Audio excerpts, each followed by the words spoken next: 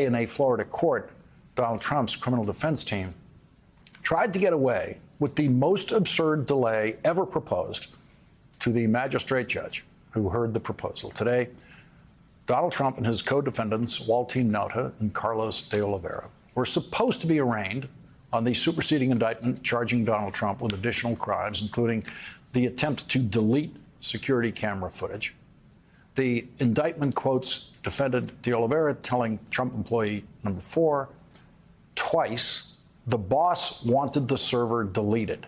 Trump employee 4 is obviously a cooperating witness with the prosecution, who will testify under oath that de Oliveira said that de Oliveira asked him to commit that crime of obstruction of justice because the security camera footage was already under a subpoena by the Justice Department when Donald Trump wanted the footage deleted. That was a crime. Carlos de Oliveira is in as deep trouble as you can possibly be in this indictment. He went into federal court today in Florida and allowed a Washington lawyer paid for by Donald Trump's gullible contributors to tell the magistrate judge that he couldn't enter a plea today because he's not been able to find a Florida attorney to represent Carlos de Oliveira as Florida rules require.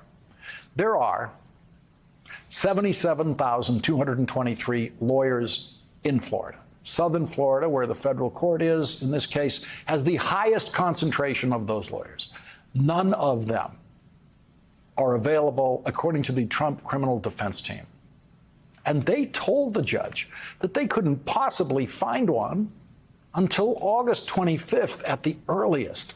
They suggested delaying the arraignment of Carlos de Oliveira until August 25th. The magistrate judge, no doubt feeling insulted by the blatant and lazy attempt to create unnecessary delay, told the defendant to be back in court on Tuesday with a Florida lawyer and be ready to enter a plea. The other two defendants, Donald Trump and Waltine Nauta, entered the plea of not guilty today to the charges in the superseding indictment. Donald Trump was not required to attend today's session today in Washington, D.C. Special Prosecutor Jack Smith filed a proposed trial schedule for the case of United States of America versus Donald Trump, in which Donald Trump is charged with conspiracy to defraud the United States and conspiracy to obstruct an official proceeding. Jack Smith suggested a trial schedule that would accommodate pretrial motions in September, October, and November, then begin jury selection on December 11th, with the first day of trial set for January 2nd. In Jack Smith's filing with the court today, he used Donald Trump's newest criminal defense lawyer, John Laurow's television comments against him. Quote, at the defendant's initial appearance and in several television interviews, defense counsel has suggested that the Speedy Trial Act is intended only to protect the defendant's rights. Not so.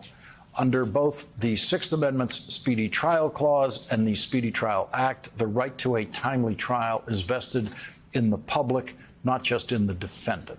Defense counsel claimed both in a media interview and in the initial hearing that the government has been investigating this matter for 3.5 years, while the defense is starting with a blank slate.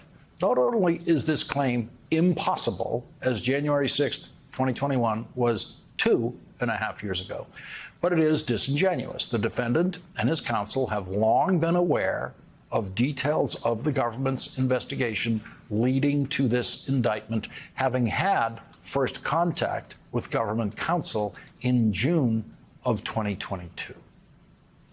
Jack Smith said he is prepared to produce most of the discovery evidence in the case to the defense as soon as the court issues a protective order with rules about how that evidence must be treated by the defense lawyers and, most especially importantly, by defendant